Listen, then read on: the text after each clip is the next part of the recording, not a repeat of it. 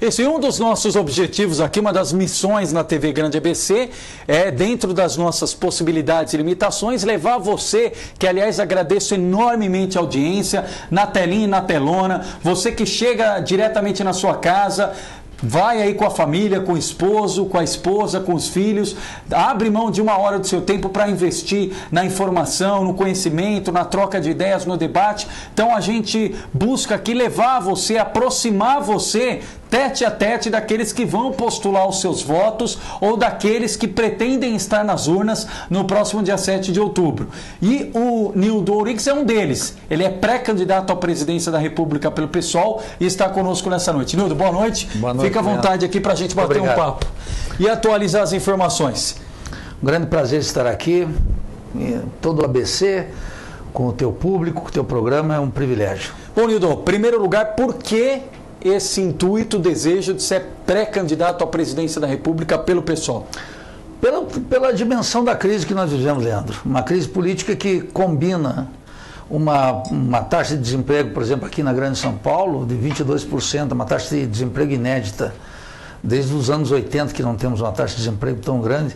Você veja que isso está impulsionando as prefeituras para uma redução de receita que faz com que propostas como essa de aumento de IPTU ocorram e, naturalmente, a grande maioria da população amargando um desemprego gigantesco e uma queda da renda não pode arcar com isso daí. Por exemplo, algo concreto que você mencionou agora, uma polêmica aqui em Santo André. E, de outro lado, uma crise do sistema político, e o grosso, o Leandro, da população não acredita no sistema político. A grande questão é essa.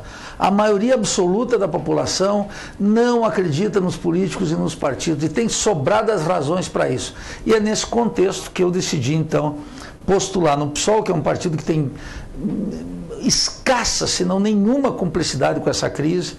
Ao contrário, nesses últimos 10 anos, advertindo seguidamente a cidadania, lutando no parlamento de minoria contra esse sistema. Nildo, o que falta, além, claro, da convenção, que é o período hábil, e esse ano a gente sabe que o calendário está mais esticado, além da convenção propriamente dita, o que falta? Qual é a sua, digamos, concorrência interna no PSOL? Quais outros nomes, quadros que postulam essa indicação? Bem, o partido teve o nosso congresso no final do ano passado, decidiu por maioria convidar Guilherme Boulos, que é o dirigente do MTST, aqui precisamente dessa região, para ser o candidato presidencial.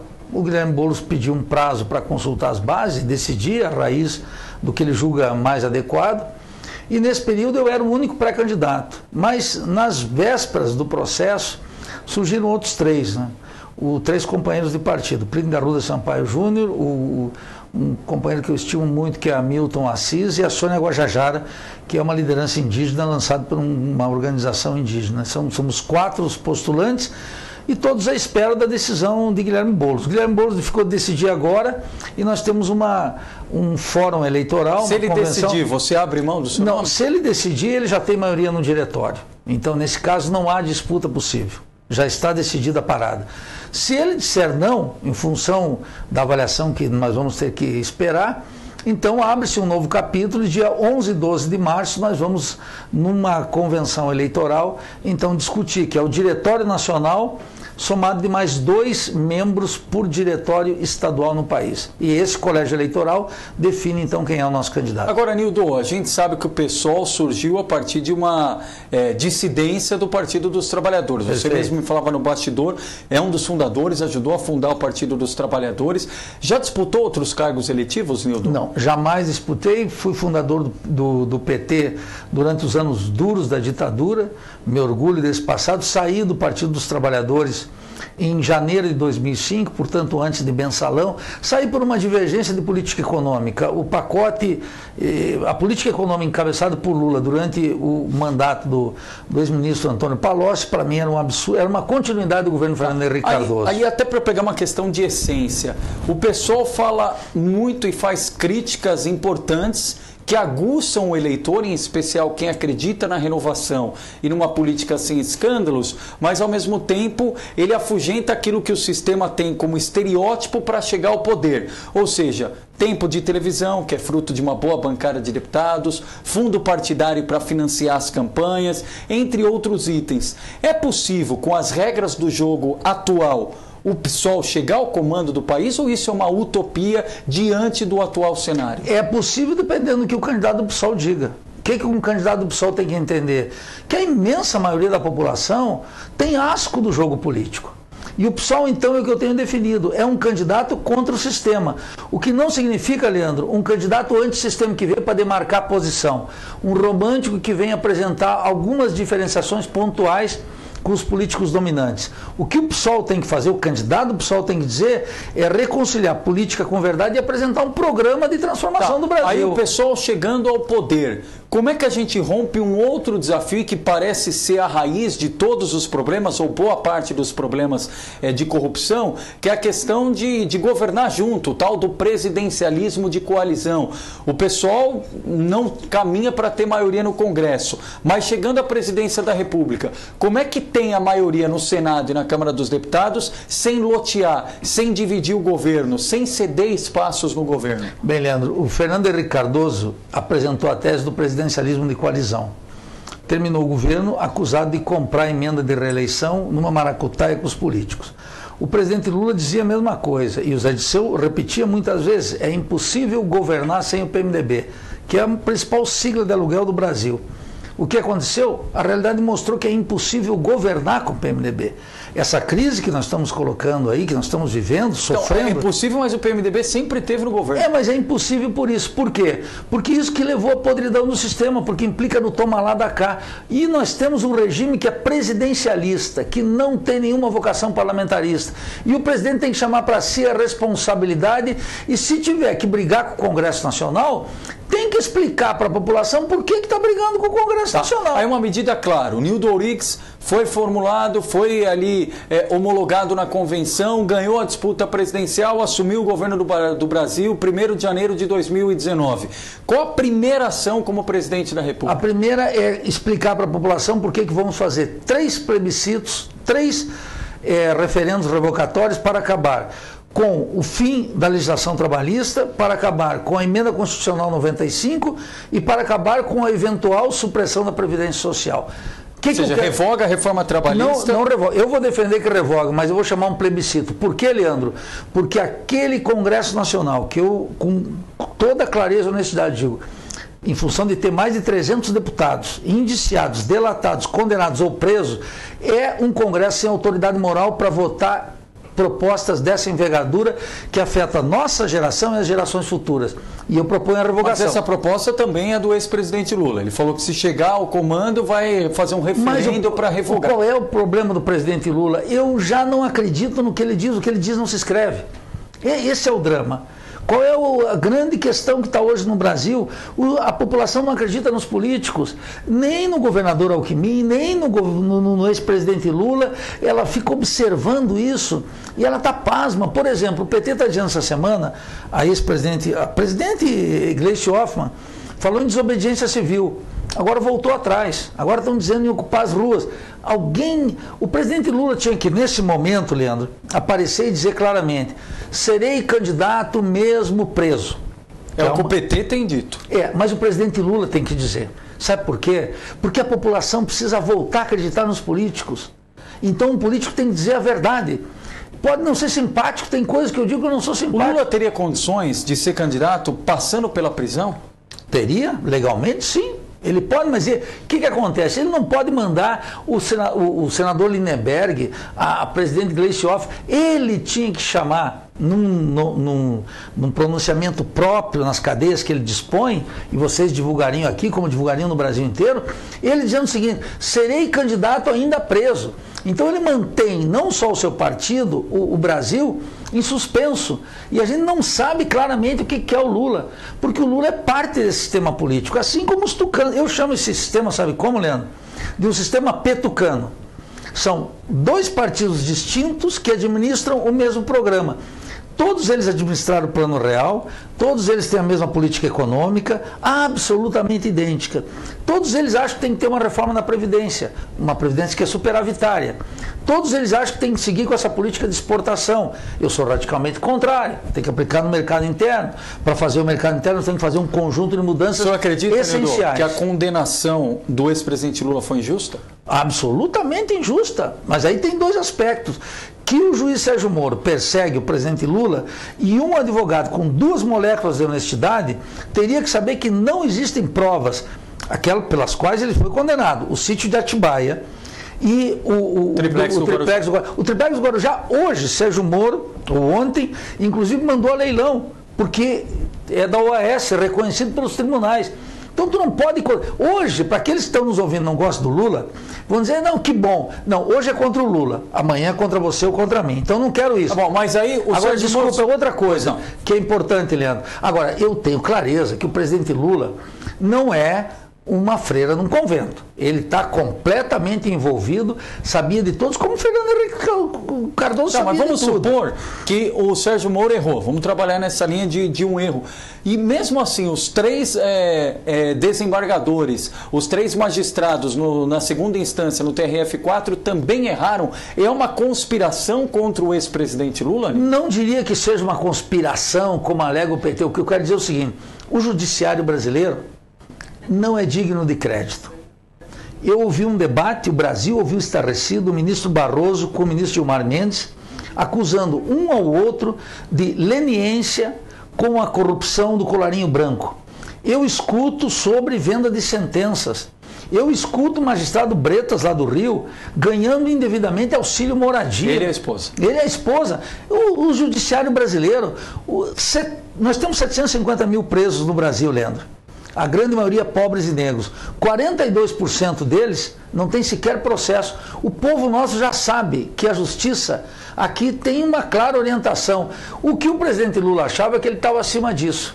E qual é o problema? O judiciário brasileiro não é confiável. Mas como o Congresso brasileiro tampouco é confiável. 2 perguntas com linhas paralelas, senhor. Primeiro, num caso eventual de uma eleição sem o Lula candidato do PT, pode ser o Jacques Wagner, pode ser o Fernando Haddad, quem for, sem o Lula candidato, o PSOL tem condições de seduzir esse eleitor que é mais do que petista, que é lulista? Se sim, quais os argumentos? Eu acho que há um problema aqui anterior. A tua pergunta é muito atinada e pertinente pelo clima político que nós estamos vivendo.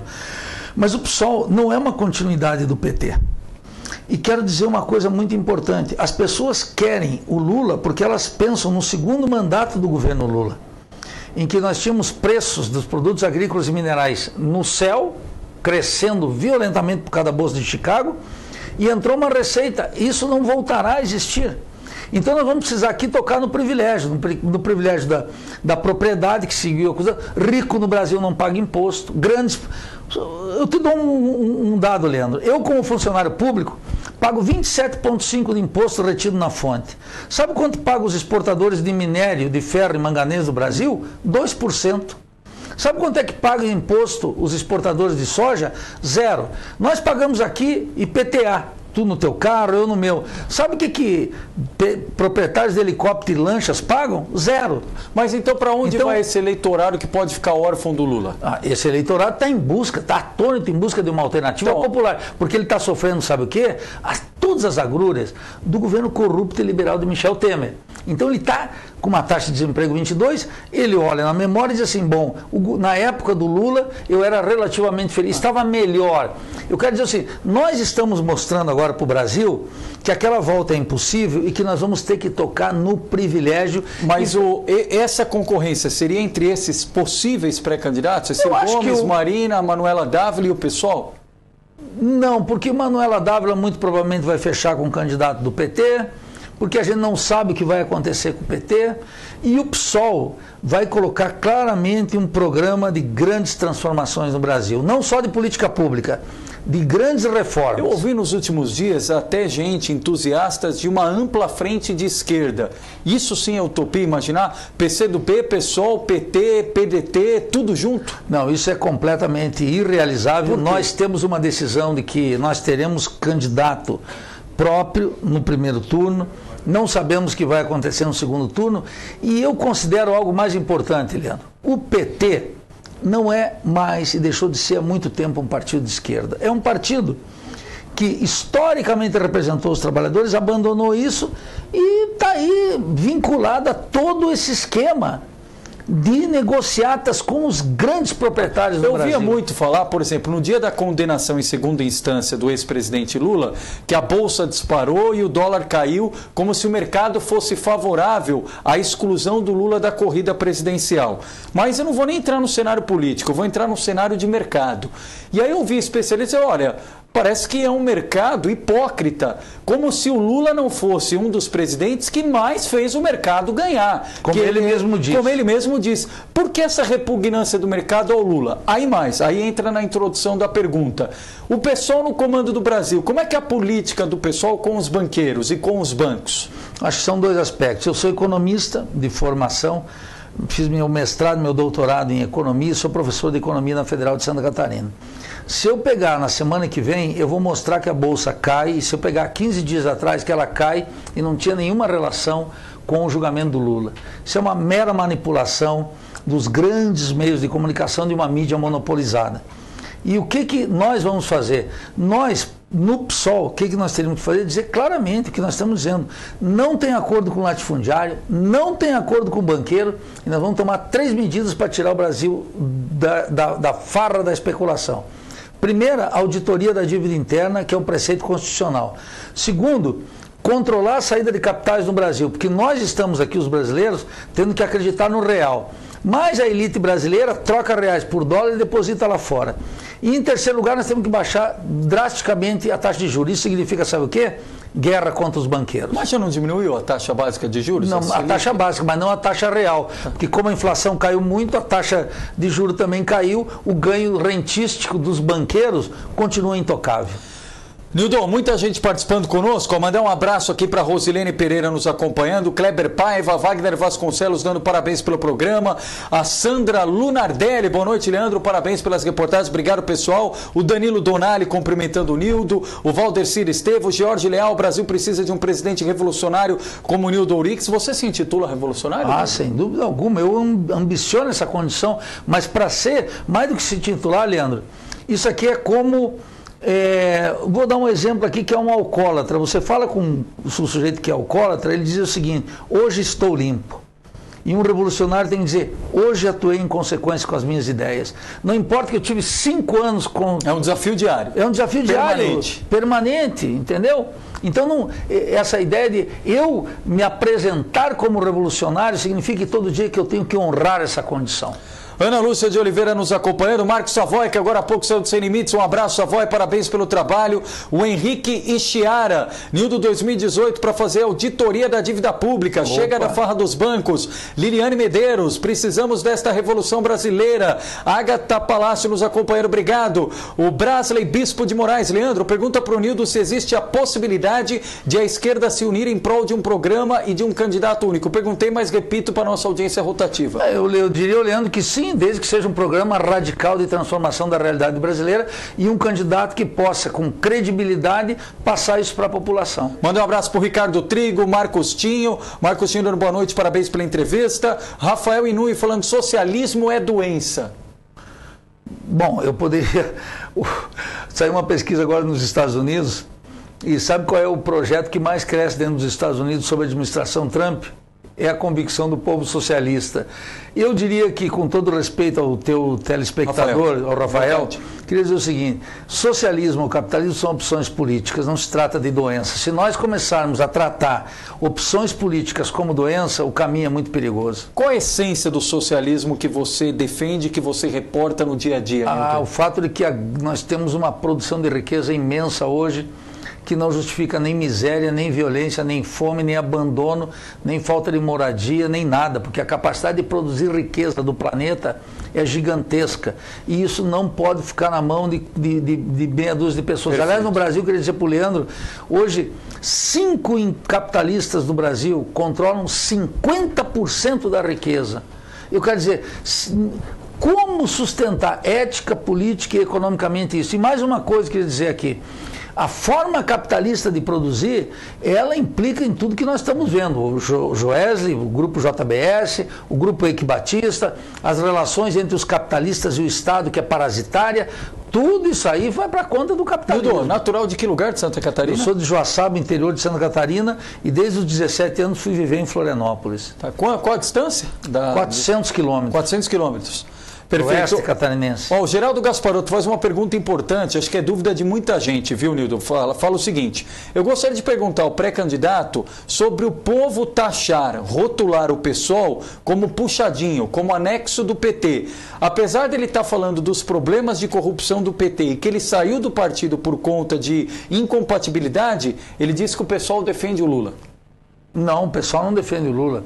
O PSOL, a direção nacional do partido, teve uma posição defendendo o direito de Lula se candidatar porque julga o processo conduzido pelo juiz Moro atravessado de ilegalidades. E nesse aspecto, embora não seja a minha posição pessoal, é a posição do partido, mas é a posição de milhares de advogados e de organismos de natureza jurídica que, obviamente, olham inclusive para o STF, vão dizer, o STF que absolveu o Collor lá atrás, vai absolver Lula dessas provas, é inconsistente.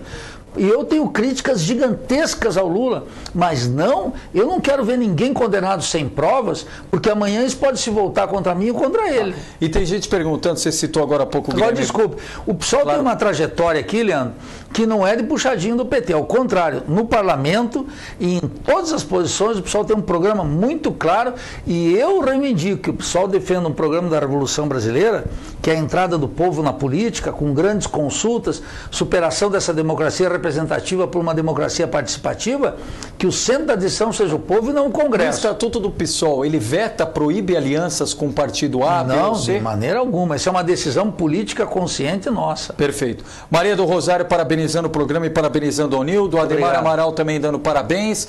Brasley Bispo de Moraes, que fez a pergunta, falou que o sonho dele é ver Esquerda Unida num só programa.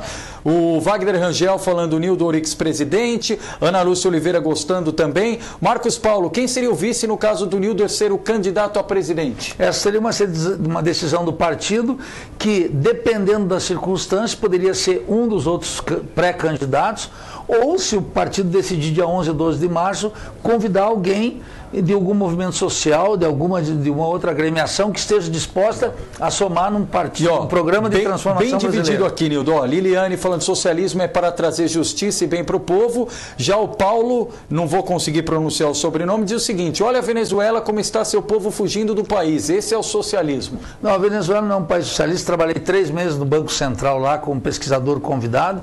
Há um problema grave que é a pressão dos Estados Unidos e há um conjunto de problemas. E o principal deles é a da inflação. Sabe por quê? Como é o nome do... É o Paulo Gentiquerin. Eu queria dizer ao Paulo o seguinte: sabe qual é o principal problema da inflação venezuelana? É que eles têm um câmbio fixo, quer dizer, estabelecem o valor da moeda nacional e deixa a conta de capitais aberta, quer dizer, os capitalistas colocam o dinheiro para fora e passam prejuízo para o povo. Onde é que o governo falha? Em não cortar isso. Mas isso a empresa aqui não diz porque ela não quer que a gente faça o mesmo aqui.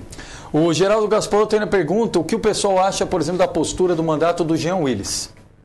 O João Willis é um deputado do partido, representa a comunidade LGBT, tem algumas posições sobre política externa que eu não estou de acordo, mas é um deputado que tem honrado o mandato dele, tem discutido e é um deputado que representa uma parcela imensa do eleitorado brasileiro. O pessoal entra nessas discussões, aborto, a descriminalização das drogas, relação homoafetiva. Quais são as posturas do pessoal sobre esses assuntos? O pessoal tem setoriais muito importantes, que é o setorial LGBT, o setorial indígena, o setorial de negros, e defendemos um conjunto de posições aí, por exemplo, sobre o aborto.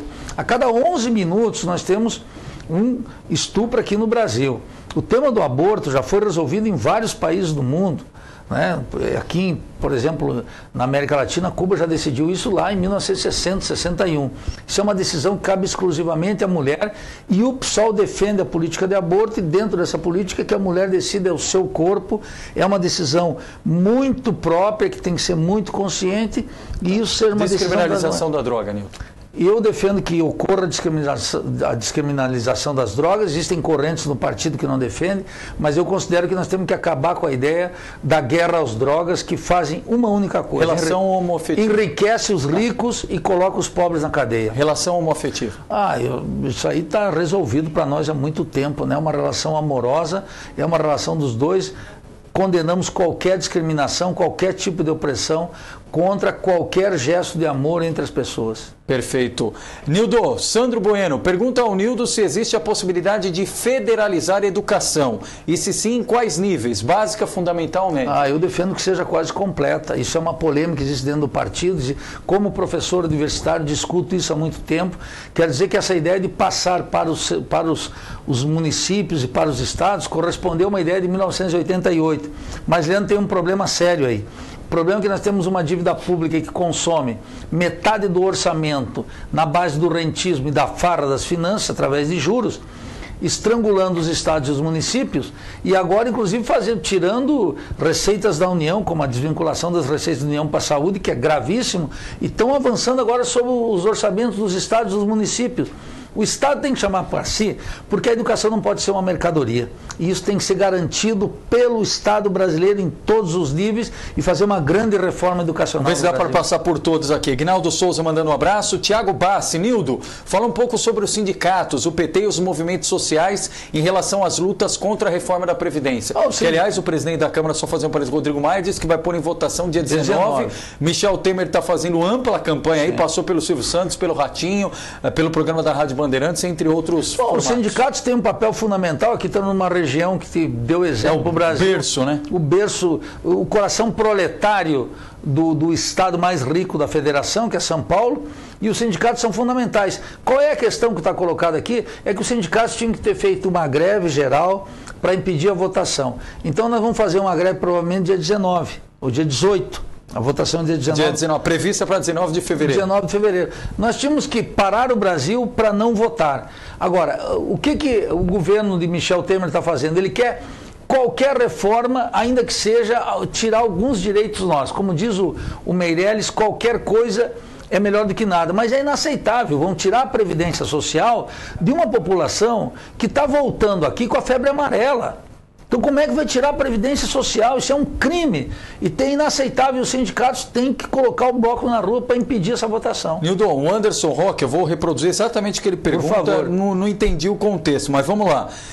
E daqui a pouquinho vamos chamar o cara a cara, produção. Anderson Roque, PSOL governaria num estado de guerra civil com essa elite maldita? É a pergunta do Anderson Roque. O PSOL e a esquerda brasileira, a esquerda que eu defendo da Revolução Brasileira, tem que defender, tendo clareza, que a elite, que ele chama de maldita, vai declarar uma guerra contra nós. Já declarou uma guerra contra o povo, porque suprimir a CLT, suprimir a Seguridade Social e congelar os gastos do Estado por 20 anos, o que é isso senão uma guerra? Então uma guerra que nós temos que dizer. Nós não queríamos, eles colocaram, a gente tem que responder à altura.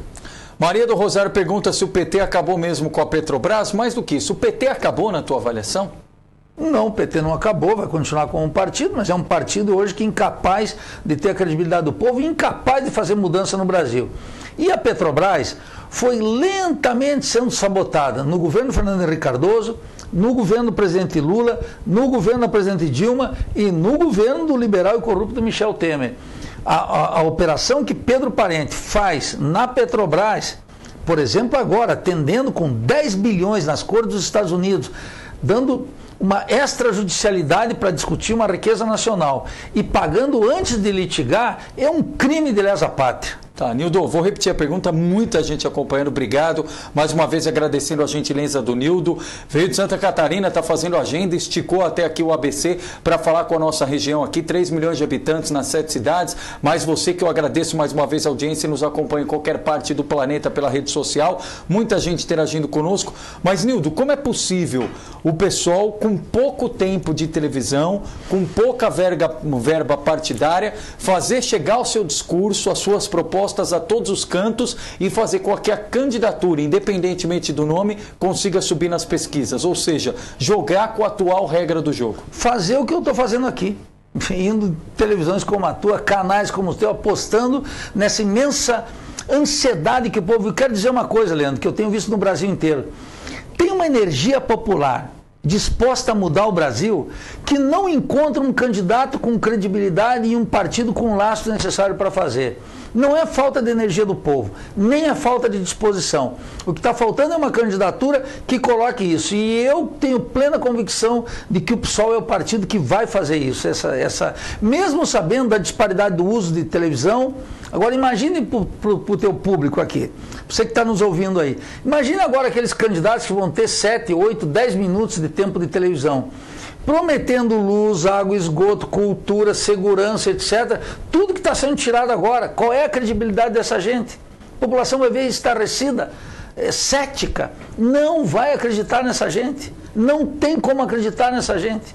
Por isso que nas últimas eleições, Leandro, tanto na capital, no Rio de Janeiro, como em São Paulo, o voto nulo, branco e o abstencionismo foi maior do que aqueles dados a Dória e ao Bispo Crivella no Rio de Janeiro. Rapidinho, mais duas questões importantes. Jorge Leal, Nildo defende a universalidade do ensino, sem cotas para todos. Mas para isso será necessário, a supressão do artigo da Constituição que abre educação para iniciativa privada.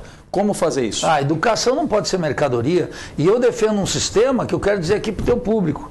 Eu vivi no México, vivi na Argentina, conheço o sistema uruguaio e quer dizer que nesse país não tem vestibular, acesso universal. E o México e a Argentina são dois países tão limitados em recursos quanto o nosso. Por que eles têm um acesso, o fim do vestibular?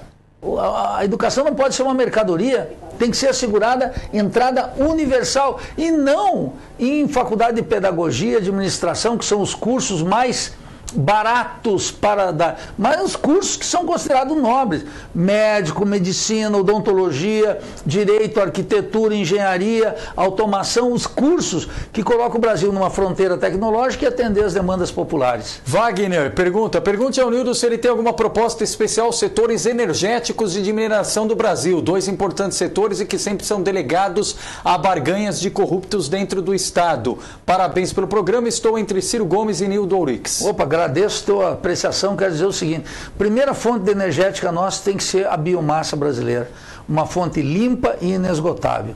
Segundo, nós temos que fazer uma revisão de todo o projeto energético brasileiro. Esse projeto energético baseado em combustíveis fósseis tem dias contados. E terceiro, nós temos que elaborar uma relação entre o Estado e aqueles que produzem energia e que distribuem energia sem a corrupção e sem o caráter parasitário.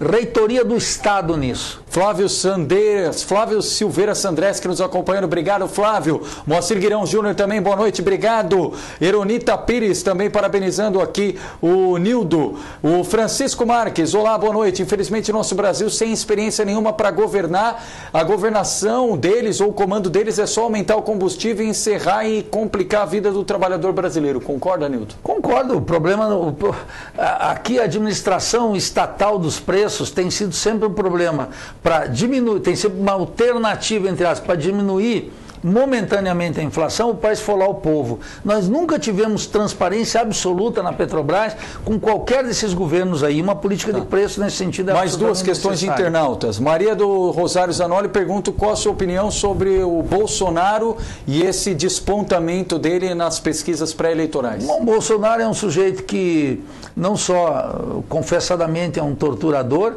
mas ele é um sujeito dos Estados Unidos aqui, um liberal à ultrança, quer dizer, um liberal que defende a abertura do mercado, capital externo, a entrega do país, e um sujeito que foi bater continência para a bandeira dos Estados Unidos. Só teve alguma popularidade porque ele trafica com a opinião pública, ele dá a impressão que ele não é um sujeito do sistema. Ele é 5 vezes... 7 mandatos de deputado. 7 mandatos, e agora eu estava vendo a Folha de São Paulo, o Estadão, pedindo que ele explique como é que ele cresceu esse patrimônio gigantesco e como é que ele usa, inclusive indevidamente, o famoso e inaceitável que alguém possa se colocar o seu caráter em dúvida por auxílio moradia. É verdadeiramente espantoso que um sujeito como esse tenha alguma credibilidade. Nildo, o pessoal está perguntando aqui, nossa audiência rotativa, você falou sobre isso, mas gostaria que repetisse, sua opinião sobre a possibilidade do Guilherme Boulos ser o candidato à presidência pelo PSOL. E mais, vou engatar na pergunta, deu muita repercussão aqui no ABC, o fato lá da invasão no bairro Assunção, em São Bernardo do Campo. O PSOL defende invasão de terras? Eu tenho um tratamento diferenciado sobre isso. Eu estou de pleno acordo que é o seguinte: o que o Guilherme Boulos explica? Que essa ocupação ela implicou no seguinte: eles começaram com 5 mil famílias e em pouco tempo tinha 8 mil. Por quê? Porque imagine, com a taxa de desemprego aqui, a primeira coisa que as pessoas fazem é não poder pagar aluguel. E elas vão ocupar. Elas vão ocupar não porque são invasoras, vão ocupar porque não tem. Eu fico estarrecido. Eu venho para São Paulo 7, 8, 10 vezes ao ano, por assuntos de universidade, congressos, políticos, etc. E o que eu observo? O número de pessoas nas ruas é estarrecedor. Mas não tem outra forma de discutir as mazelas do nosso sistema habitacional que não passe pela invasão? Não teria. Por exemplo, se a única experiência mais ousada que teve aqui, que foi Minha Casa Minha Vida, presidente Dilma, fizessem... Eu fui visitar a Rocinha, e lá são 101 mil pessoas. E sabe quanto é que era o projeto habitacional lá do Minha Casa Minha Vida? 420 apartamentos. Apartamentos, sabe o quê? Até de 76 mil reais. Apartamentos que o Guilherme Boulos chama no seu livro de caixinha de fósforo, e que é uma política derivada do apartheid, porque dão para as empreiteiras a prerrogativa de comprar o terreno. Onde é que ela vai comprar o terreno? Vai comprar na parte mais distante possível. Então nós precisávamos ter, o déficit habitacional hoje no Brasil são 12 milhões de famílias, e não parou de crescer durante todo esse tempo. Então nós precisamos ter, enquanto não tiver uma política habitacional no Brasil, ninguém tem direito de fazer uma condenação moral e jurídica daqueles que ocupam, chamando eles de invasores. Vamos agora aqui, produção, sempre atenta, aqui é o nosso cara a cara, a parte final da entrevista.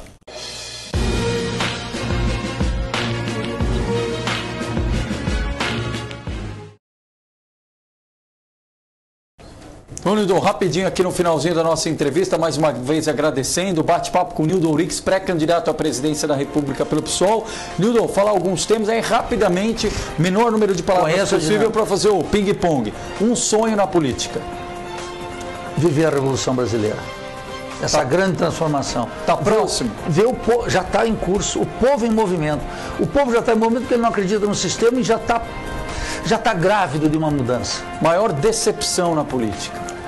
Não tenho decepção na política, sou um homem profundamente esperançoso.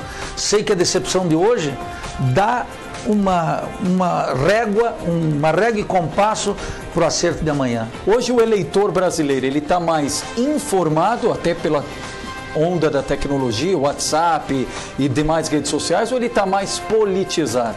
Está cada vez mais politizado, mais lúcido, mais atento, mais exigente.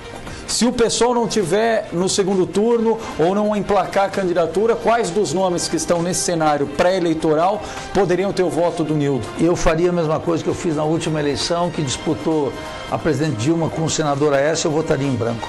Votaria em branco? Foi o que eu fiz na eleição passada. Nildo Ourix, vem aqui, vamos fazer as considerações finais. Obrigado pela gentileza da entrevista. Fique à vontade aqui para as considerações finais, reforçar sua mensagem no espaço aberto aqui para todas as vozes, para todas as vertentes, espaço plural, esquerda, direita, para você que está em casa, na telinha e na telona, tirar suas conclusões. Obrigado, Nildo, fique à vontade. Bem, Nildo Amaral, queria me dirigir a você, a teu programa, a todos os teus telespectadores, e dizer que um dia a televisão brasileira, essa monopólica que formata a opinião pública, que fabrica uma opinião pública em favor da classe dominante, terá que ser tão aberta e democrática com o tempo necessário que eu tive aqui. Eu e todos os demais, que coloquem aqui todas as vozes. Um dia nós vamos ter um país com um processo radical de democratização dos meios de comunicação. Mas o mais importante é que a grande maioria da população vai agarrar os destinos do Brasil com a mão e vai fazer desse lugar um bom país. E, portanto, como eu sempre digo, peço a atenção de vocês, acompanhem o PSOL, acompanhem nossa mobilização, acompanhem a esquerda brasileira que está propondo para todos nós uma reflexão séria, profunda sobre a Revolução Brasileira. Como eu sempre digo, adiante a esquerda sempre. Quem quiser acompanhar, Nildo Ourix está na rede social como Nildo Ourix. Na rede, como Nildo Ourix, Nildo PSOL, no Instagram, no Facebook. Venha para o PSOL, venha refletir conosco a realidade brasileira, pensar criticamente a realidade brasileira e atuar junto. Isso é o mais importante. Legal. Deixa eu olhar na última câmera lá, produção. Pode ir lá para trás naquela cheia. Manda um abraço a todo mundo. Volta para Santa Catarina quando? Essa semana inteira aqui em São Paulo. Vou a Bauru, vou a Campinas, vai rodar vou a Sumaré. Estou rodando o Brasil inteiro, fico até domingo aqui, vou para Santa Catarina, depois vou para Vitória, vou para Recife, estamos correndo o Brasil. Tá certo. Obrigado, Nildo. Obrigado, Angélica, toda a assessoria aqui do Nildo. E em especial, obrigado a você que está em casa, na telinha, na telona, Santo André, São Bernardo, São Caetano, Diadema, Mauá, Ribeirão, Rio Grande. Você que está em todo o Brasil, do Oiapoque ao Chuí, nos 4 cantos do nosso mapa geográfico, acompanhando o dia a dia aqui da nossa região do ABC. Sempre bem-vindo, bem-vinda. Este foi o Grande ABC Notícias. Eu sou Leandro Amaral, sempre com você. Boa noite.